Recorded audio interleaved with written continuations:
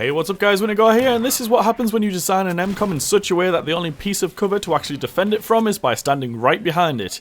So this is Operation Locker, and for some reason DICE have designed this so that on rush, the only place I can stand is directly behind it. You can see I can lean out from the right here, I can also then let go of crouch and stand up above it, and also look to like the wall on my left and lean up over that. But literally, and I don't mean this, like, this is the only piece of cover to defend B from. If you stand anywhere behind it, them guys up on the hill just absolutely slaughter you because they have the higher ground. If you try and use the piece of cover that's in front of this MCOM, they still have the higher ground and they can just instantly kill you and capture the MCOM.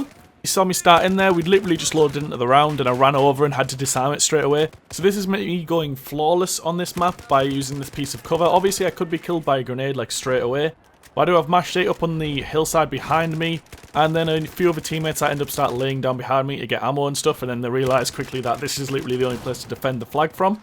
Other than standing, obviously, inside of the main entranceway, but looking out into the whiteness from within the building complex leaves your whole screen white, basically, which makes it extremely hard to see what you're doing. Like, you have this huge white glare across your screen, and it means if their team decide to move up, they're pretty much going to get in there because they can use, obviously, that rock face for cover, and behind the MCOM for cover. They can actually arm the MCOM by standing behind it, behind that wall, so you won't actually see them.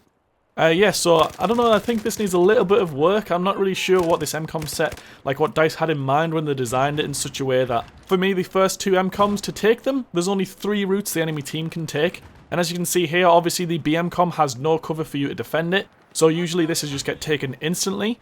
Another thing for rush, for me, I think they need to add a round start timer, simply because I'll be doing a video where I install my new SSD and I run Battlefields on that, and I'll be comparing that to my usual hard drive loading speed on levels.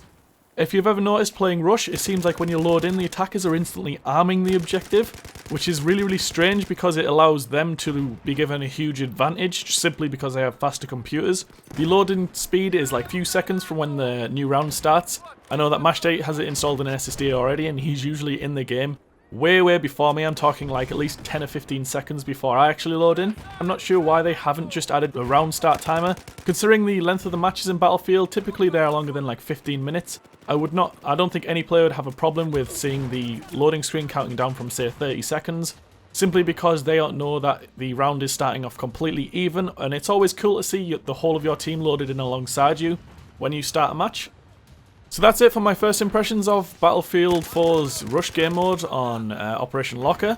So let me know what you guys think of it and the points I raised, obviously about the amount of cover you actually get to defend with, how easy it is to hold the first 2 set of objectives, and also the loading speed with an SSD, if that's giving an unfair advantage to players that are able to load in before anyone else is in the server, and obviously plant the objectives.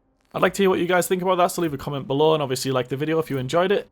And let me know if you want to hear more commentaries from me of my opinions on Battlefield 4. I don't usually do many commentaries, so it'd be nice to know what you guys think. That's it from me. Thanks for watching, guys, and I'll see you guys next time.